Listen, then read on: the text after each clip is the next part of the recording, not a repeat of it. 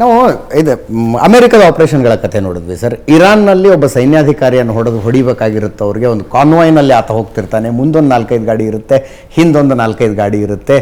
ಅವ್ರದ್ದು ಒಂದು drone accurate ಆಗಿ ಯಾವ ಗಾಡಿಗೆ ಮತ್ತು ಆ ಹಿಂದಿನ ಸೀಟಿಗೆ ಹೊಡಿಬೇಕು ಅಂದ್ರೆ ಅದಕ್ಕೆ ಕರೆಕ್ಟಾಗಿ ಹೊಡಿತಾರೆ ಅವರು. ಇವಾಗ ನಂದು ಇದನ್ನು ಎಲ್ಲಿ ಹೋಗಿದೆ ಈ ಟೆಕ್ನಾಲಜಿ ಅಂತ ಇದನ್ನು ನಿಮಗೆ ತೋರಿಸಿಲ್ಲ. ನಿಮಗೆ ನಮ್ಮ ಈ ಎಕ್ವಿಪ್ಮೆಂಟ್ ವಿಚಾರ ತಾವು ಏನು ಮಾತಾಡ್ತಿದ್ದೀರಾ ಅದನ್ನು ಸಾಧ್ಯವಿದೆ, ಅದನ್ನು ಅಳವಡಿಸಲಾಗಿದೆ, ಗೊತ್ತಾಯ್ತು. ಆದರೆ ಈ ಸರ್ತಿ ಅದನ್ನು ಉಪಯೋಗಿಸ್ಕೊಳ್ಳಿಲ್ಲ, ಯಾಕೆಂದರೆ ಅಷ್ಟು ಟೈಮ್ ಸಿಗಲಿಲ್ಲ. ಒಂದು ವಾರ ಸಿಕ್ಕಿದ್ದರೆ ಅದಕ್ಕೂ ಉಪಯೋಗಿಸ್ಕೊಂಡಿರೋದು ಅಂದರೆ ಅದಕ್ಕೆ ಹೆಚ್ಚು ಕಡಿಮೆ ಸಮಾನವಾದಂಥ ಟೆಕ್ನಾಲಜಿ ನಮ್ಮ ಹತ್ರ ಸಮಾನವಾದ ಇರುತ್ತೆ. ಓಕೆ, ಅದರದ್ದು ಇಂಪ್ಲಿಕೇಶನ್ಸನ್ನು ನೋಡ್ತಾರೆ. ಅದು ನೋಡಿಬಿಟ್ಟು ಹ್ಯಾಕ್ ಮಾಡೋದು ಅಂತ ಅದಕ್ಕೆ ವಿಚಾರ ತಗೊಳ್ಳೋದು. ಅದಕ್ಕೆ ಅವರುಗಳು ಯೋಚನೆ ಮಾಡಿರ್ತಾರೆ. ಹೌದು, ಈ ಥರ ಇಂಪಾರ್ಟೆಂಟ್ ಆಸಾಮಿಗಳಿಗೆ ಯಾವ ರೀತಿ ಈ ಥರ ಬಂದು ತಪ್ಪಿಸ್ಕೊಳ್ಬೇಕು ಅಂತ ಅವರೂ ಕೌಂಟರ್ ಮೆಷರ್ ಇಟ್ಕೊಂಡಿರ್ತಾರೆ. ಅವ್ರನ್ನ ಕರ್ಕೊಂಡು ಹೋಗ್ಬೇಕಾದ್ರೆ ನಾರ್ಮಲ್ ಕಾರ್ನರ್ ಕರ್ಕೊಂಡು ಹೋಗಲ್ಲ ಅವ್ರನ್ನ. ಕರೆಕ್ಟ್, ಆ ಥರ ಎಲ್ಲ ಮಾಡ್ಕೊಂಡಿರ್ತಾರೆ. ಎಸ್.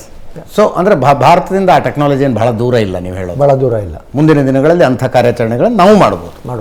ಓಕೆ, ಖಂಡಿತವಾಗ್ಲೂ ಮಾಡ್ಬೋದು. ಎಸ್. ಫೈಟರ್ ಜೆಟ್ ಡೆವಲಪ್ಮೆಂಟಲ್ಲಿ ಯಾಕೆ ಲ್ಯಾಗ್ ಆದ್ವಿ ಸರ್ ನಾವು? ಇನ್ನೂ ತೇಜಸ್ಸಲ್ಲೇ ಇದ್ದೀವಿ.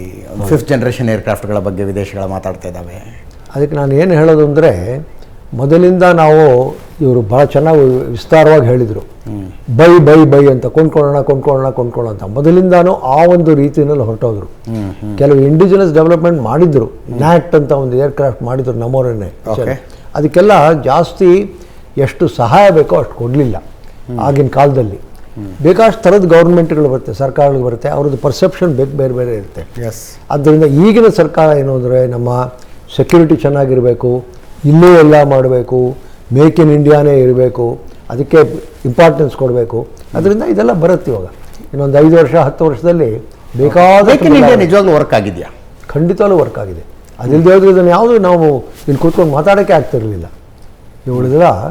ಇವ್ರು ಮಾಡಿದ್ದನ್ನೆಲ್ಲ ತೊಗೊಂಡೋಗ್ಬಿಟ್ಟು ಅಲ್ಲಿ ಪ್ರೊಡಕ್ಷನ್ ಮಾಡಿಬಿಟ್ಟು ಅಲ್ಲಿ ಕಳಿಸಿದ್ದಕ್ಕೆ ತಾನೇ ಅದು ಕೆಲಸ ಮಾಡಿರೋದು. ಸೊ ಅದಿಲ್ಲದೆ ಹೋದ್ರೆ ಹಾಗೆ ಮೇಕ್ ಇನ್ ಇಂಡಿಯಾ ಅದಕ್ಕೆ ಪ್ರಯಾರಿಟಿ ಕೊಡೋದಾದರೆ ಯಾವುದೂ ಬರ್ತಾ ಇರಲಿಲ್ಲ. ಓಕೆ.